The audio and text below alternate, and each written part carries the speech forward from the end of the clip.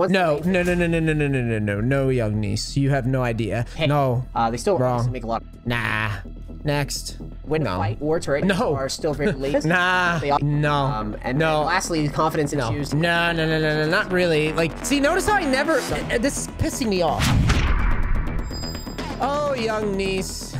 You know, I've been doing content for a little while. I was looking through my videos, and the how to escape your elo video was or is currently my most watched educational content video. I thought that was really interesting. It was 7 years ago, and I'm gonna watch it. I'm going to update this for you guys. So before we get into this little this should be interesting. But before we get into this, did you know that you're watching this right now and you're not subbed? Yes, you. I see you, and I know what you're fapping to in your free time. You need to sub. Okay, sub if you have it. It really help. And there's you know, a lot of educational content on this channel, and if you support that and you want to help people improve, share it around with your friends and make the League of Legends space better. So without further ado, let's do this. I'm like excited because I just don't remember any of this. So let's see what we got. YouTube, what is up? It is NEACE here. Currently a Masters player, solo player in the era of Dynamic Q. But I'm going to... Well, first of all, I guess if I'm to update this, I guess we should probably put Iron and Bronze in the same bracket to start. Well, let's see what I have to say first. Yeah, I think we're gonna have to merge Iron and Bronze here for sure. Bronze players are often completely disconnected from reality. They think that they're better than they are, but they are completely clueless. This more so than any of the elos. They don't understand any champ. 3 big ones that I think would be great for a Bronze player trying to climb. I put Wukong, I put Tryndamere, and I put Annie. Nah. Young niece didn't know what the fuck he's talking about. I mean, I kind of do. I feel like these champs were probably good recommendations. So let's start. Firstly, let's update this list. I say we'll go 1 champ each role for those that are curious in like Iron and Bronze, what I would recommend. If I could choose 1 champ in each role, I would go Garen top, the Annie mid, or I mean Annie or Garen top mid, it doesn't matter. Nocturne jungle, which by the way, Nocturne could play mid, top, and jungle.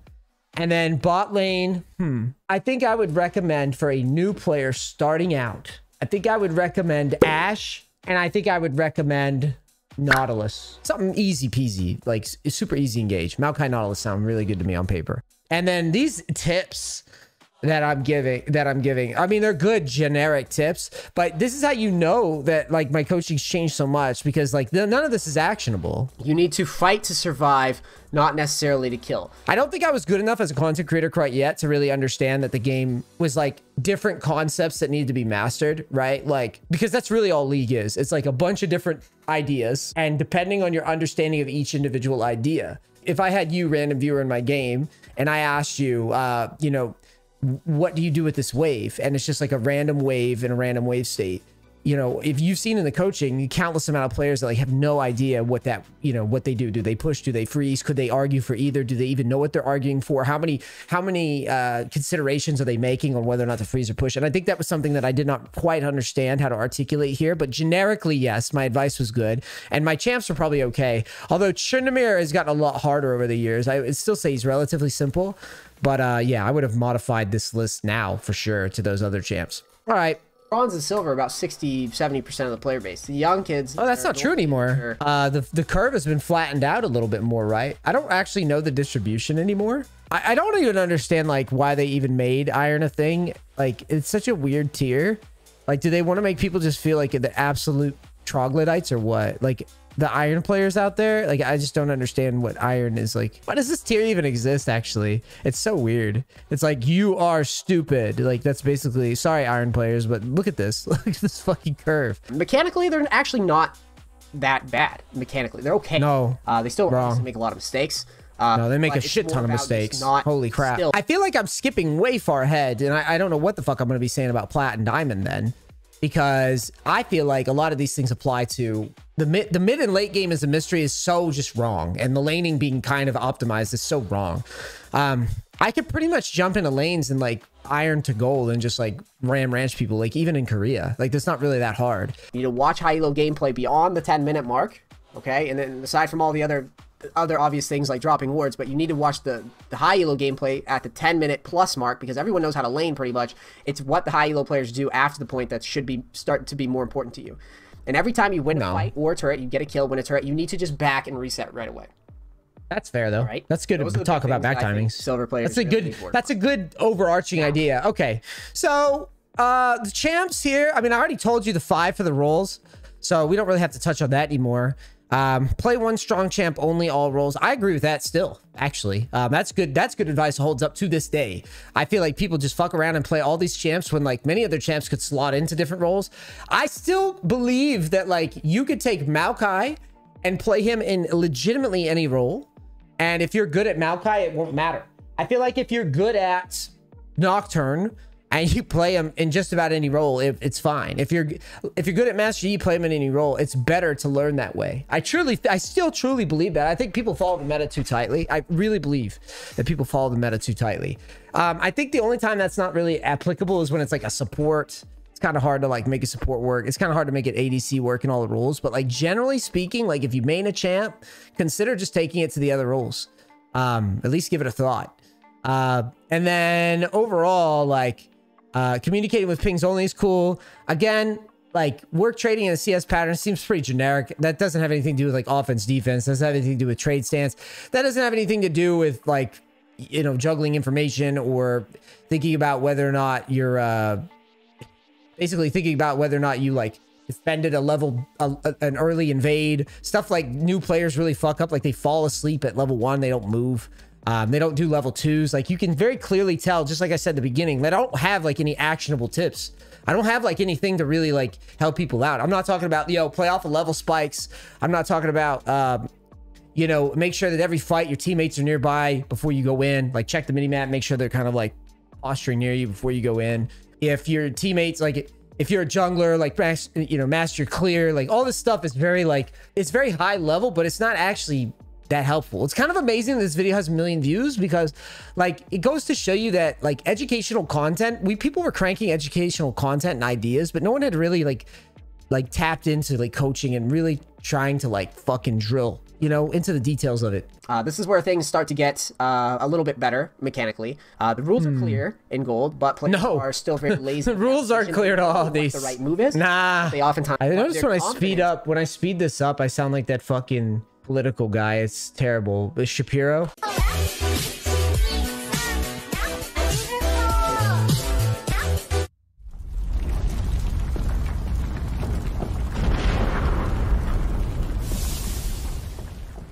Was so close to busting. Interesting. Comes down to that. So I think that's a good point, young NEACE. I think that's a good point. Confidence issues are literally the backbone of a lot of the coaching sessions. And I mean, that's fair though too. But like, I have people that are brand new to the game and they have confidence issues, which kind of tracks. But if you're a person with like hundreds of games and you're still like super scared to fight and die, like I feel like that's just kind of sad. Saying things like mechanically decent is kind of trash too. Because I still don't really agree with that. I think around plat, I would start making this argument. Even now, I feel like I would be making this argument. You know, maybe someone can come in here and tell me that like, well, back then people were a lot worse. And I was like, fair point. But now that we're updating this, yeah, mechanically decent is not it, Chief. It's not it. You know how to work those trades in. Now you need to start looking for the all-ins with your summoner spells and your champs. See, notice how I never... This is pissing me off. I don't actually have any examples. I can't articulate it. I wasn't good enough at this yet, you know? I really wasn't. Those leads and learning how to carry games out of lane phase. How do you get them though? Now, when lanes are hard, you need to quickly identify that they're difficult. And why would they be hard? Like that's what I mean when I say like I couldn't articulate it. Like what about a lane would be hard? Range versus melee would make a lane hard, right? It would make a lane difficult. You'd be confusing. It'd be weird. What if you're being camped? You know, how would you board for that? Why would you expect a camp to happen? That would be stuff that you would be considering if we're thinking a lane would be hard. If you're facing facing range versus melee, exaggerate defense. If you're facing ganks, like heavy ganks, drop an early ward. If the jungler's like Jarvan, Rek'Sai, Vi or something, expect an early gank to happen. If you're you know, if you think that an enemy team is going to invade, try changing things up, maybe dropping a ward. Stuff like this is actionable, right? You never want to surrender in gold because you have no idea where the game is or where it's going. Yes, gold. and that's still true. To just not surrender, shut the fuck up, and learn how late game works and how to not get That's caught. still accurate, in my opinion, no matter what people say. You'll see. Lastly, treat every death like you can lose the game past the 18-minute mark. I see a lot of players that don't understand death timers and the importance of dying late game. That's good overall advice. You need to stay alive in every fight. It's never like you're never worth dying like 1 for 1 when you're the Fed guy. You need to understand. That's actually really good advice. Like point guard, like for an NBA team, you just need to be in control. That aged well. Key, watch it, working off your teammates and sort of baiting them. And a basketball analogy that's what I would too. do for gold. This is my personal one that I like to talk about. There's giant ego problems in Platinum. Oftentimes, the biggest. I think so. I still think so. I think mechanically that is true. I think I could make the argument that they're getting pretty good mechanically. But like beyond that, like pretty good is kind of is almost like bad verbiage. I would say that Platinum players, if you're being stupid and not following the rules of the game, Platinum player will slap you down. And it's not going to be like super impressive, but like if you're playing bad offense, play bad defense, if you're like not expecting them to hit abilities, if you're like walking up to every minion and just hitting it without thinking, shit like that. Like if you think that you're just gonna hold flash when they have an execute on you and like they're not gonna flash, like they're gonna do that stuff now. And I think that's true. Even, you know, I think that's true. I think that's more true in like Korea. I think they're harder in Korea and Platinum and Diamond. But I think that around Plat, generally speaking, you could say, oh, this laner is kind of a human, unless he's like off-rolling or something. So that's fair, I guess. This is the elo where like, if my champion is good, I just kind of breeze through it. And if my champion is sort of team reliant, I will get stuck here. Because a lot of these players have a big ego problem and they don't understand how to get carried often. They're actually... Yeah, I think that's still fair. I feel like if you play champions that are kind of team reliant, this elo will start to be really rough unless you have a really solid, ironed out, optimized game plan. This elo can be frustrating. Same with like low diamond. This range can be really frustrating. Even like at weaker servers, it can be frustrating if you don't have like a proper carry champ. It could get rough sometimes. It just depends on the champion you're playing and like the variance of players that are just like on alt accounts. And now actually it's probably even worse because like everybody has like alt accounts and like they've got 20 accounts in plat and diamond, low diamond, and they're just jumping between them and not giving a shit. I think this is a very fair point even now. A lot of times I see guys, once they start falling behind, they don't understand that like some games in Platinum, it's more about just keeping the game afloat and farming back in, because Platinum players are very similar to gold players. They all throw. Yes, honestly, throws. They do, and they actually do. They do throw because they haven't beaten the game, so to speak, yet. So they have like some big obvious fuck up that they're gonna do in like mid to late game. That's still true years later. That's still 100% still true. These guys will get like massive leads and just like position weirdly because they just, like I said, they just haven't made the game yet. Lastly, a little tidbit: patient aggression based around team cooldown. So a lot of times, one of the mistakes that people make at this level is they try to force fights without their team having ultimates or cooldowns or mana or whatever. That's actionable. You need to think about before you start a fight, like whose cooldowns are up. And if you have like a Malphite, his cooldown's not up, just wait the extra 30 seconds. If you don't have your ultimate and you want to teleport behind somebody, just wait the extra 10. Yes. Oh my God, yes. And that's still... Dude, people TP, even in Korea Diamond, these people would fucking TP without ult still. And it drives me insane. It still happens. Behind somebody, because that way you see that it's going to have a higher success rate when you make that play. All right, and lastly, Diamond. This is the elo where people are pretty damn good. They're on it now. I see the failure as a thing that keeps... I feel like this is so weird because like I should be saying that now, but after watching some of the Diamond shit in my coachings that I've seen from like NA Diamond, they're not really that great. Maybe it is. Maybe it is just like that, because people think I'm being dramatic when I talk about hard reset, but like really does feel like there's a lot of people in Diamond who are just like there. Like they're just, their accounts, like since you don't lose any MMR, like year after year, it really does feel like Diamond is not that good. Like I feel like it's hard to like turn that corner because there's so many accounts. I talk about this on with the Korea stuff too. It's like there's so many Smurf accounts in the range of Diamond, players that are good enough to be around Diamond, that getting over the hump of Diamond and Master is almost like, that's why the new accounts are so good. Because it's almost like you get like an exit velocity where you win like a bunch in a row, and that like floats you over Diamond, so that when you inevitably have the shit string of games in like Diamond Master, which everybody pretty much has, right? When you have those shit games, you can like hold your fucking MMR up over that sea of like dead accounts.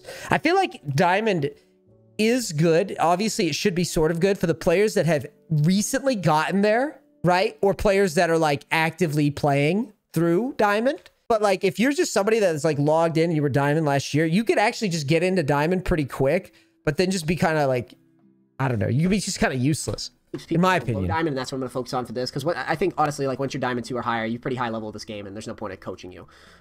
It's just a matter of time. Diamond 2 or higher, there's pretty much no point in coaching. Do I agree? I do kind of agree still, because the only things that you could really cover for like Diamond 2 and higher is a lot of like mental shit, if I'm being honest. I mean, yeah, it's true. There's definitely like, all right, you could do this trick or this ward in this individual game, and we could like scan some VODs or whatever. But like coaching value does kind of like deteriorate a little bit. And then you're looking at like, all right, the person that coaches me probably needs to be a guy who like mains my champ, right? Or close to it. Because whatever advice this guy's going to give me, unless he's like super fucking experienced and has been doing this for a long time, and I'm not even trying to like jerk myself off. I mean, I've been doing this for almost a decade to be able to say that.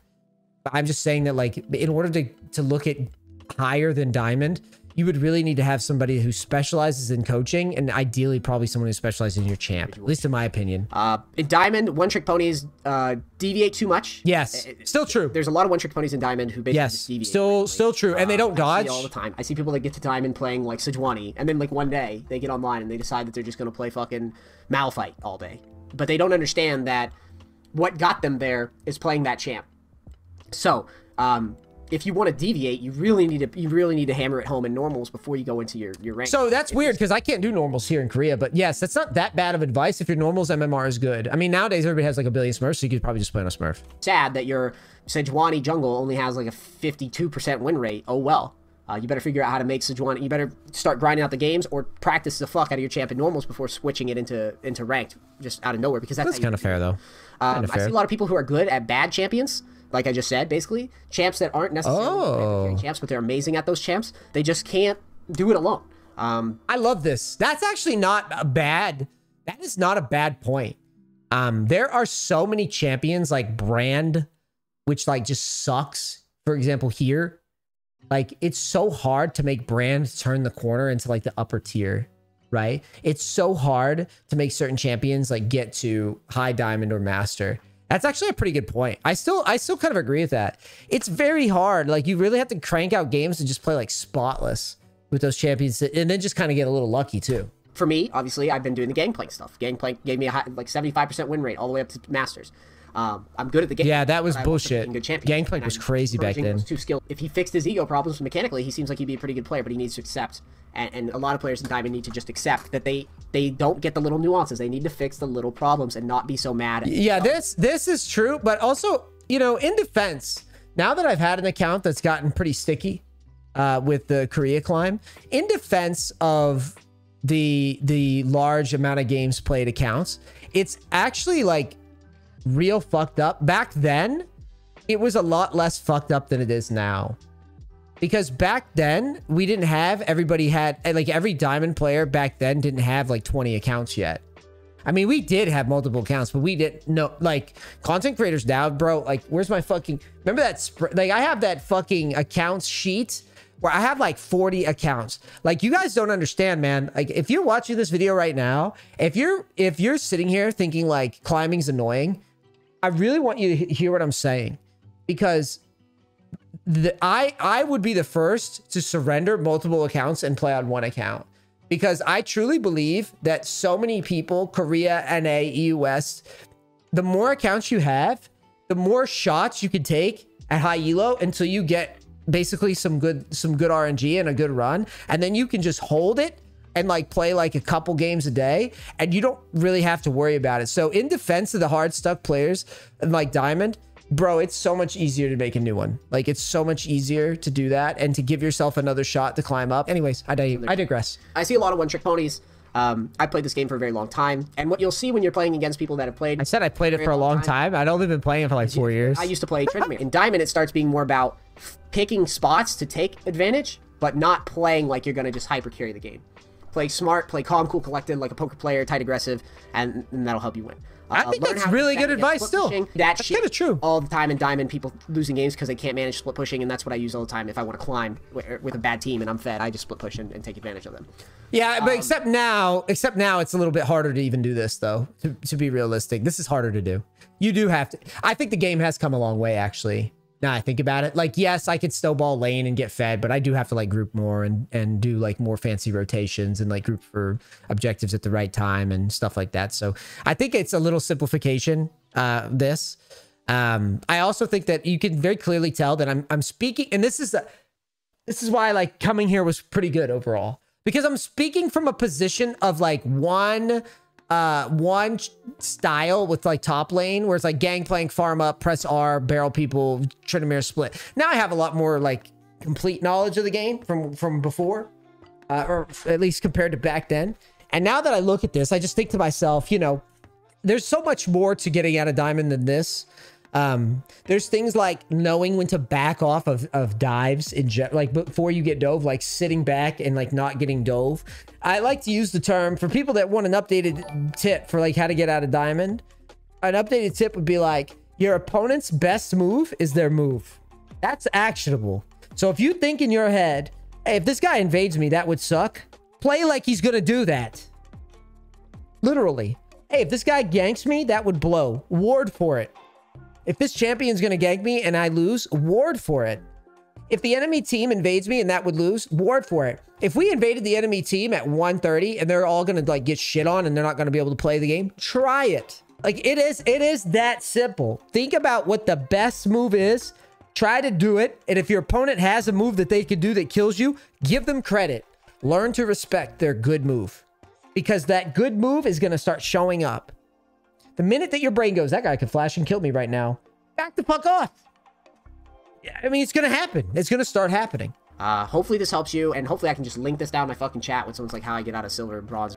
So that was not bad, young NEACE. A couple thoughts. Like I said, I think that obviously I've come a long way as a coach, and I've come a long way as a content creator. I think that